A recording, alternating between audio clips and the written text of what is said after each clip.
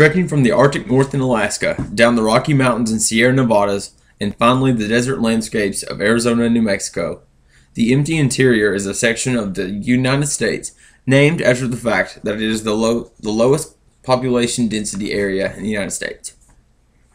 The empty interior is a very large, expansive territory, around 1,600 kilometers or 1,000 miles wide from east to west at its widest section. This is along the southern regions such as California, Arizona, and New Mexico.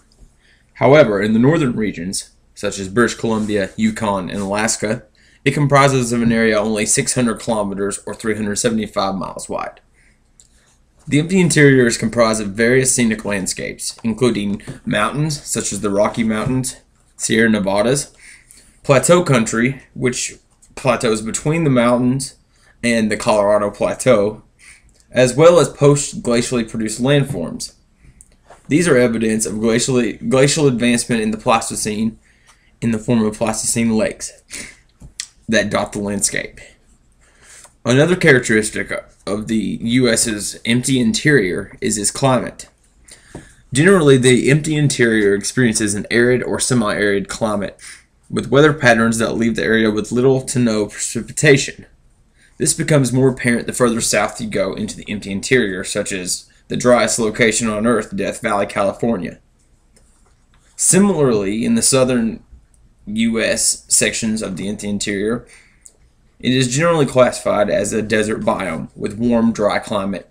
However, in the more northern Canadian parts, it's considered a cold climate, more of a taiga.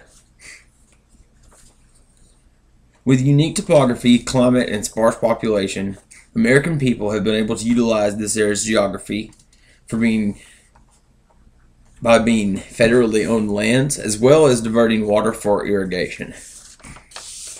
To begin, a major human factor on the empty interior is that most of the land is owned by the federal government. This was begun in part due to the realization of land value. The government was eager at first to give land of seemingly little value to people who would work the land, creating agricultural and economic stimuli. However, as the world progressed, other industries were realized, such as lumbering and mining, and these became big business. This realization made the government second-guess this giving away of land, resulting in the government developing several programs. The U.S. Forest Service was created by Teddy Roosevelt in the early 1900s to preserve segments of land from private ownership. From this, some of the world's first famous national parks were created: Yellowstone, Grand Teton, Glacier, Banff, Grand Canyon, Bryce, and Zion, just to name a few. While this is the best known use of government land, most of the land is actually held by the Bureau of Land Management, which is an agency of the Department of the Interior. This agency has helped with constructing irrigation and hydroelectric dams throughout the region. Next, arguably the most influential human factor to the empty interior is the irrigation people have developed to fuel agriculture. As stated before, this region is predominantly dry and arid. In order for agriculture to exist here, irrigation of water must be accomplished. The need was realized and the original doctrine of prior appropriation was adopted. This used the thought of first come, first served basis, as long as water was appropriately being used. However, by 1902, something different was adopted in the empty interior. The Reclamation Act of 1902 was passed and said that the federal government would provide dams, canals, and eventually hydroelectric power.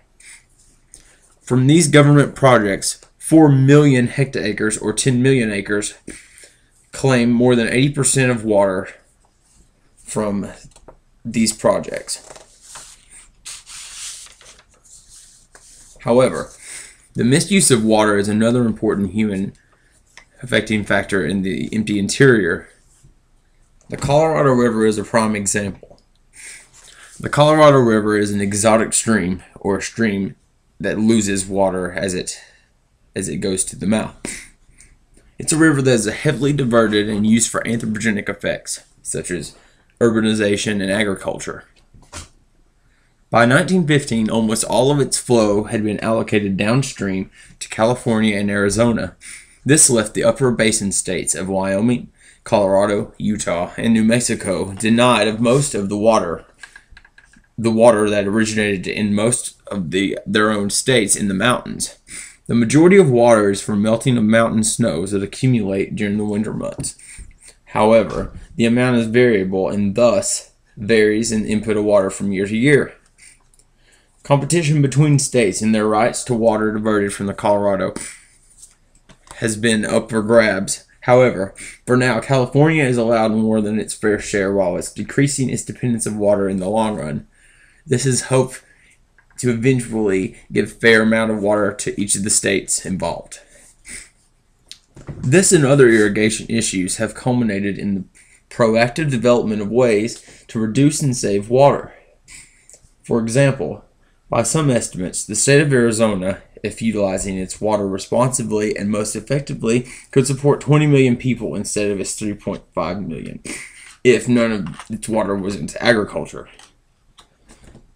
This sparked Arizona to pass a comprehensive water planning law. Now, all large wells are metered with withdrawal fees. Water rights can be sold with the expectation that they will shift to urban and industrial uses. With laws like these, the empty interior adds to the general good for utilizing and sharing water resources. As you can see, the empty interior is a large region in the western U.S. and Canada comprised of a rugged, arid landscape composed of mountains, plateaus, and glacially produced lakes. This region is both the least densely populated area as well as the region of most government-owned lands. The development of federal groups such as the U.S. Forest Service as well as irrigation systems to fuel agriculture and urbanization, U.S. people have learned to utilize the geography of the empty interior to their benefit.